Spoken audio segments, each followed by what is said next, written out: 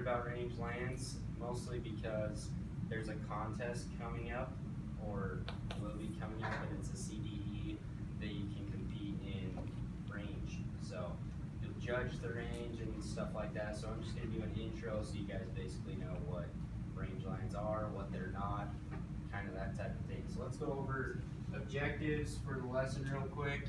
So here's our objectives. So by the end of this, you should know these. What is rangeland? How much rangeland is there?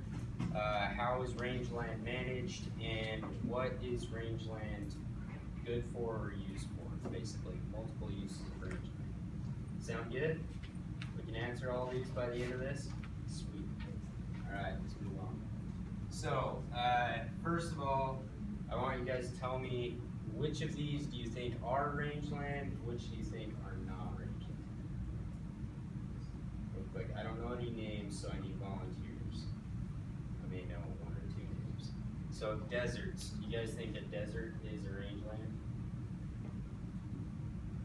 She thinks yes. Okay, we're moving on. That's good enough for me. What about a tundra? Do you think a tundra is a rangeland? Yeah, maybe. Okay, we'll keep going. Wetlands. So is the water tundra? Rangeland. My bad. And then savannas, shrublands, forests, grasslands. So which of these are rangeland? Which of them aren't? We're gonna find out here. So deserts. All deserts are rangelands except for a barren desert. So if you have like the Sahara Desert, that's not a rangeland, but everything else would be considered a rangeland. So like where I live down in Emory County, it's pretty much all desert, and it doesn't look like much, but you can actually feed quite a few animals out there in the winter time and things like that. So those are considered rangelands. Tundra, all tundra are rangelands. And wetlands, so not the actual water, but all the vegetation surrounding the wetlands is considered range. So savannas, all savannas are rangeland, which kind of makes sense. I don't really know what a savanna was, but it's like on the Lion King when he says everything you can see will be yours or whatever. That's a savanna, like all that grass out there or whatever. So that's what those are. Shrublands, all shrublands, so all those places you see with sagebrush, that's what we have around here mostly. Those are all range. Forests, so only open forests are rangeland. So if you go back east and you see it where there's all those trees and everything, that's not rangeland if it's a thick forest basically. But anywhere where it's open, like up in the Quakies on the mountains here, that's all range. And then grasslands, all grasslands, kind of the same thing as a savanna-ish, just different area. That's all range. And then, so forage pasture. This is the one that's a little bit different. I don't know what that means, but it's not highly managed pastures. So if you have a pasture that's highly managed, so you're planting it every year and cultivating it, that is not range because it's highly controlled by humans. And so not the managed, but some forage pasture is considered range. So this is kind of the pasture versus range. Rangeland is different than pasture land because in the pasture land, like I said, periodic cultivation and things like that, you're watering it a lot, you plant it. A lot of times it's non-native species, so if you plant alfalfa there, that's not what would normally grow there, so that would not be considered a rangeland, basically. So that's the difference between the two. So if it's used for agriculture in like production plants, then it's not rangeland, but it's just a pasture. Alright, so what are rangelands? No, this is what's not, sorry. So it's a little bit confusing. There's like some that is, some that isn't. So this just makes sense to me because it just tells you what's absolutely not a rangeland. So you go down barren desert, like I said before, if it's just sand, that's not a rangeland. It's not growing any vegetation. Farmland, so like I said, the pastures, any agriculturally cultivated land is not going to be rangeland. And then also closed canopy forest, like I was saying. So if you can't see the sky, basically that's not rangeland when you're in the trees. And then if it's covered by solid rock, obviously you're not going to get very much growth and vegetation or anything.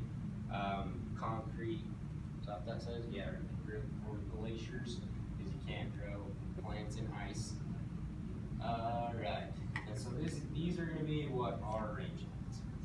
So rangelands are shrublands, grasslands, deserts, woodlands, and open forests. And then, let's see, so several factors that can preclude farming or timber production on these. And so that's like the reason some of these are rangelands are because of these factors. Limited precipitation, so it won't grow good forage because there's not very much rain. If it's sandy or there's wet soils all the time, so like I was saying with the wetlands within the water, those aren't gonna grow very good. And then if it's steep, you can't farm it or log it or anything, rocks, all that good stuff. So let's talk about these. Are all rangelands grazed? What do you guys think? He says no. Why do you think that? I don't want to put you on the spot, but just like throw something out there. Why? Because there's a lot of different kinds of rangelands, like you said, not all of them are really perfect to be grazed on smooth stuff. Perfect. Yeah, that's exactly right. So that's why not all of them are grazed. But these are kind of some of the uses, because grazing is an important process, but we don't want to just turn a bunch of cows out on a rangeland because it will destroy the vegetation and then it won't grow back. So obviously you're going to get a lot of wildlife grazing. That's natural. It helps the plants grow actually, and so not all of them by livestock. And so there's a differentiation between so rangelands they're a type of land, not a specific use. So if you say, oh, it's just rangeland, so people automatically think that that's where cows are grazing and stuff, which is not necessarily true, like we just learned here. Let's go on here. So these are some of the things most rangelands have in common. This is getting a little bit repetitive, but just it's easier if you repeat it so you'll remember it. So like I was saying earlier, the reason agriculture places are not considered rangeland is a lot of times they bring in different plants that aren't native to the area. And so most rangelands have native or naturalized plants. Sometimes we will plant stuff on range just to kind of get the type of forage that we want up there. But mostly perennial, so it comes back up every year. There's a few things that are biennial, but I'm sure you guys know what perennial means, right? All that stuff, you've been through that. So every year, perennial comes back up. And then, so typically the rangeland has a history of being used by livestock. So that's kind of why they called it range. So typically it's been grazed by livestock or will be. And so it's extensively managed, but not intensively managed, if that makes sense. So we're not cultivating it all the time, we're not watering it. It's pretty much up to nature.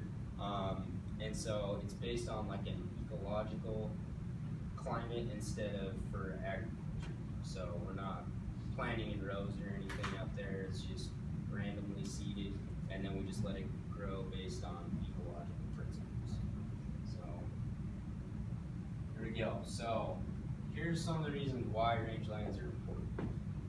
47% of the earth is rangeland, so it's kind of important. It's a good resource for us to have. It's just like any of the other things we need, like coal, minerals, all the stuff we mine. Rangelands are an important part of that.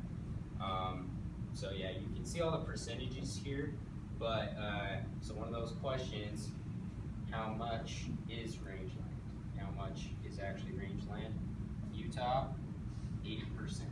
So 80% of our state is rangeland, and that's because there's a lot of BLM and Forest Service stuff basically, so no one really farms it. is kind of cool because a lot of it's public. So that's 80% Nevada and Utah. Nevada's right along there with it because there's not very many people in Nevada, so it's pretty much all rangeland. Okay, so here's more of why they're important. This is pretty much the same thing, but this is more percentages broken down. So you'd think there'd be more urban, I did anyway, but it's actually 3% is urban, but it's a big world. People like to concentrate in small areas, so it's only 3%. So what are rangelands used for? I got it up here on the board already, didn't mean to have that happen. But so you guys already know most of it. Wildlife, domestic grazing, like I said, cows, recreation, and resources. So what's an example of a resource that we can get from range? Does anyone know? So it's like, you don't mine it, but it's on the range and you can harvest it for money. Any ideas? Are those like crops and plants? Yeah, kind of. So it's not going to be as much farming, but it is plants. You're on the right track there. So it's actually logging is one of the big ones that comes out of there. So they can go through and log an area that is considered range, and it's actually worth quite a bit of money. You just can't do it very often. So that's why it's one of the resources there. I was trying to think of more, but there's some on the next slide, or a couple slides up. But so now we're going to talk about management. So like I said, the ranges are important, so we got to learn to manage them, or else they'll just get exploited and disappear, like a lot of other stuff that happens without overseeing it. So here's the organizations that manage it, that are in charge of it: BLM and the Forest Service. So you guys have seen BLM land, Forest Service land. You've seen the signs and stuff. So that indicates where the rangeland starts and ends, and things like that. And so management, the strict definition of management is the use and stewardship of rangeland resources to meet goals and desires of humans. So that seemed a little off to any of you. So we're taking the rangeland the animals and everything lives on and putting it just strictly for our use. So that's what management means. So we're working on making that better so it's not just humans that it's benefiting, because we want to benefit all the wildlife and everything that's already up there. So these are I worked for the Forest Service last year. I don't know, it's quite the job. They just go around and drive around on the mountain. So that's a career that goes with range. So if you guys are interested in just being outdoors all the time, if you like driving a four-wheel drive company pickup in the mountains all the time, this is the one for you. Because the guy, my boss, that's like my dream job this last summer.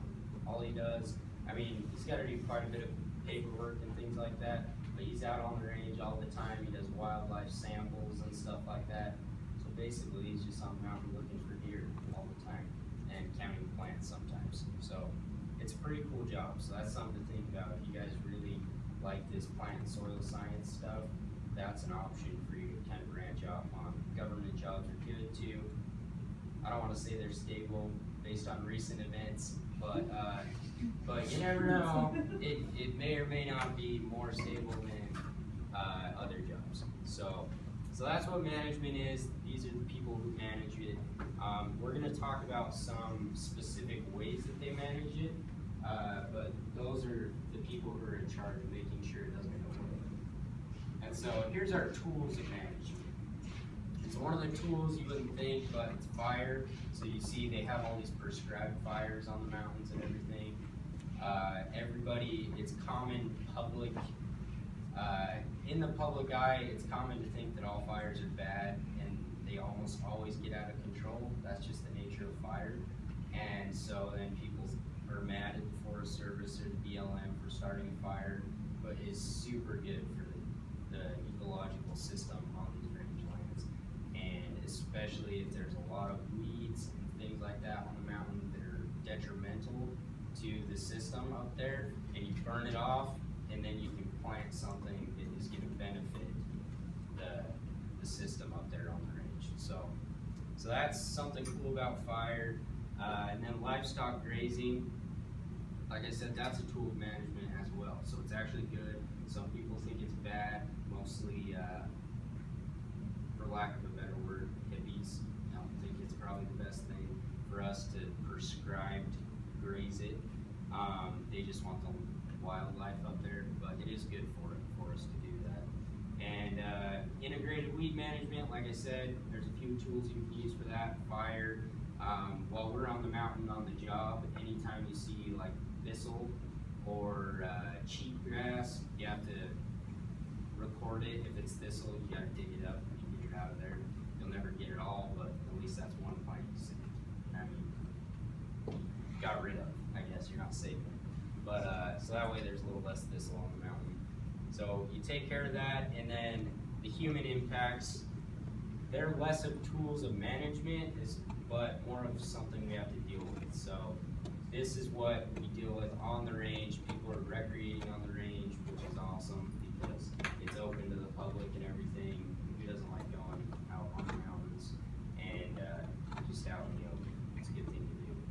If you don't do it much, you should do it more. It's good for you. And just restoration and rehabilitation, like I said, every time there's a fire and everything, there's a ton of cleanup work. You don't just let it burn and then go up after and leave it, because a lot of the runoff will happen and things like that, instead of having it regenerate the way that it should or you want it to. So, better make sure you're restoring the range the correct way. Especially if it's been eaten down by overgrazing, then you gotta take steps to make sure that it grows back. So, let's go. So, we already talked about these. These are just some pictures, but this is why rangelands are important. We already went over each of these pretty much. And they're diverse, so there's all kinds of ranges all around the world. I was right, Savannah in Africa, just like Lion King. So now you'll hopefully not forget those animals like I did. There's some more. So here's some of the reason that rangelands are challenged, because there is challenges with them. They're not just a resource that's always there. We have to make sure we manage it. So damaging fire regimes, as much as fires are good, they're also bad. So you have to make sure you have that right mix, kind of the happy medium, make sure to replant and things like that. So you gotta watch out for those invasive plants, like I was saying, thistle, cheatgrass, that stuff is all really bad for range and for the animals.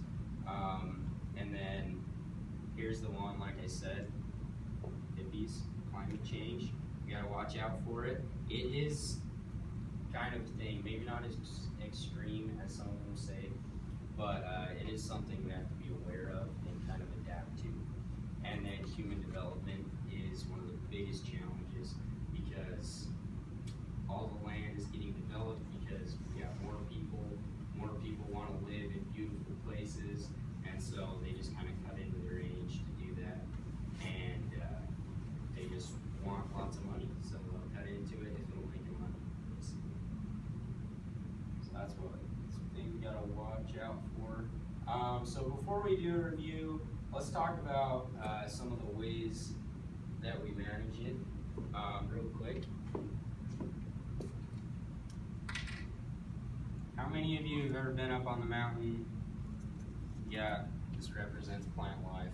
No, I'm not an artist, but and then so here's like a T-post right here, and it's just boxed off. There's like a fence right here, and all the plants in here are really tall, and then you got the rest of it. So how many of you have ever seen one of these cages while you're up on the mountain? Has anyone seen those? She has. Maybe you guys are just not really talking to me today. It's a Friday, I get it, wait to get out of here. Most of us have seen these though. So when you're up on the mountain, you'll see these cages. And so it's all caged off, so wildlife and stuff can't get to it. And there's like a visible difference in that cage. And the Forest Service and BLM do these to make sure that they're getting what's natural. So inside this is like a sample of what would be natural if there was no interference with the land. And so out here you can see where maybe there's been grazing or something, and so it's all shorter. And you have, this is really hard to see because I put a bunch of lines in here. These are plants. So these are the tall plants you got in here. So this is what it would look like if there's no grazing, no humans on it or anything. And so in order to figure out, so the biggest jobs of those range guys that work with the Forest Service is to figure out how much you can graze it. And so you want to make sure you don't graze it down too much. And the way you do that, I had the opportunity to do a couple of these. They're super fun, let me tell you. But, so you get into the cage, you pull up the T-posts and everything, and what you'll do is take a sample from here, or usually you do it quite a ways from the cage, so say we're over here. And it's super scientific. You just have a grocery bag, basically. You get a grocery bag, and you cut all this down to the ground within, so these are usually 3 foot by 3 foot, and so you do the same thing, mark out 3 foot by 3 foot over here, and you cut up all those plants and put them all in your bag. And then you have a handy dandy scale, and you weigh it. And so then that tells you how much plant life or biomass you have over here. And then you do the same thing here. So once you pull up the T-post, you'll cut all this down, put it in a bag. And I'm sure there actually is more scientific ways, but this is how we did it. So, and it works. It's just, it's not super, I don't know. We just use the same grocery bags, so the weight's all the same and everything. And then you'll take all those and you weigh it, and then the difference between those two tells you how much it's been grazed. So it's pretty, what do you call that? I don't know, easy to think of. It's easy to do. You just weigh it, and then from that they do a calculation, and you can get AUMs, and that's what you'll have to calculate in the range contest. They'll give you a problem like this and tell you how much of the graze do you have and how much there should be, and that gives you how much that you can graze this land based on some other things like the soil and stuff like that. So it gets a little bit more complicated after you've done this, but so if this ratio doesn't come out good, so say you got a range over here and the plants are this tall, and in here they're this tall. So there's a difference, but this is still doing pretty good for the most part. And so we cut that, and there's cows on that land right now, and you say, okay, it's not bad yet, so we'll leave the cows up here, because that ratio that you did due to the weights came out above or below whatever the wanted amount is for that specific range. And so you leave the cows on there so they can keep grazing, but if it's short like this, and you can tell it's been grazed down, you cut it, the numbers say that it's been grazed down, then you get to have a really fun conversation with the rancher that has that permit on that range and say, hey man, you gotta get your cows off this land. And it's not fun at all. The ranchers they don't like it, and a lot of times they'll come up with you to do these because they don't trust you, and it's just best to have 2 people kind of doing these so no one's biased. But you should see the ranchers cut this stuff versus like the Forest Service guys. So you're in here cutting each little plant, and those ranchers will cut literally every blade to get as much weight as they possibly can so they can try to keep their cows on there. So it's just kind of funny how that works. But yeah, so that's how you do it. So that's one example of a management practice, and that's sort of the kind of calculation. It's a little bit more complicated than that, and there's some equations. I'm sure I can show you guys later, or she'll show you when you guys are going through the contest stuff. But that's kind of basically what the management practice is. And so this has evolved from a lot of trial and error. A lot of rangelands have been destroyed because before we had these systems in place, I don't know if this will turn it back on, but before these systems were in place, we'd have a really good water year and the grass would be super high, so you just put all the cows on there that you possibly could, and they'd eat it down to bare minimum. Then the next year when you have a drought, then all those plants die, and then even when you have a good water year in the future, it'll never produce quite as much as it should because it's been overgrazed. So That's why these checks are in place, to make sure that they're there year after year, so that way in a drought, we can still have production. Yeah, Is there a certain size a rangeland needs to be considered a rangeland? not necessarily, so it's just anywhere, basically, most of them are in big groups of land, that's not privately owned, so it's government owned usually. And so it's marked off that way, but no, there's no particular size to it that I know of. Maybe it's a certain amount of acreage, but I've never seen like a super small area be considered range. But yeah, so good question. So let's go to the review. Here's where you guys can ask me questions too. So, what do we know here? What is rangeland? We went through this first, so it might be a little fuzzy still. You got it? What's your name? Ellie? What is rangeland? What is a rangeland? I just wrote like the examples like this. That's it. That's what rangeland is. So it's pretty much any land that's not privately owned or farmed, or it's not rocked or just parasitic. So perfect. If every one of you got that, then we're good on that objective. So next, how much rangeland is there? So I highlighted this one kind of. What do you got for us? How much is there? Yeah. 47%. Of the whole world, right? Of the world, yeah. Okay. And then how much in Utah? 80. 80. Perfect. All right. So we got that one. We know how much there is. How is rangeland managed? So what's the management practices? We were just talking about all this. Yeah. Controlled fires?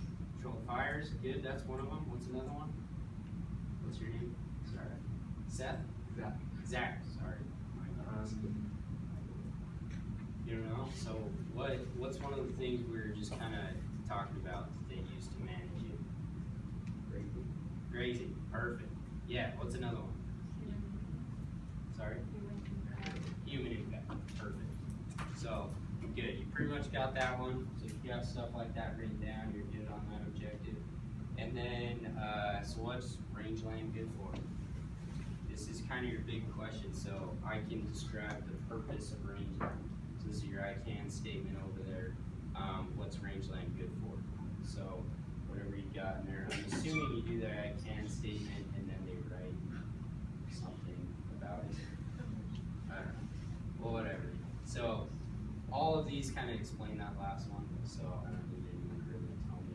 But yeah, so that's intro to range. So now you know what range is, what it's used for, and how we manage it. Kind of some basics.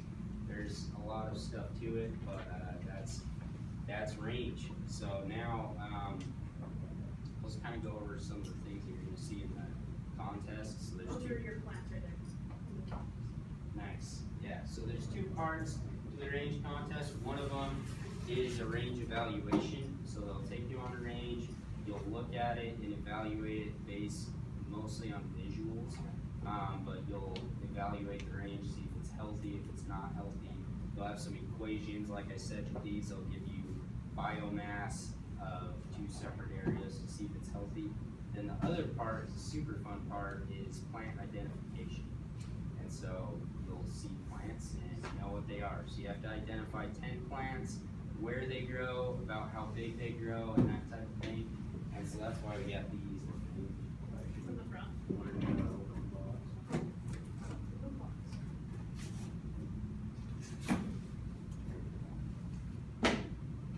This is how you learn the plants, and this is how I learned all the plants. We had to learn over 500 to do site studies this summer, and you can't use the common names when you're with the Forest Service. So let's see, what's this one?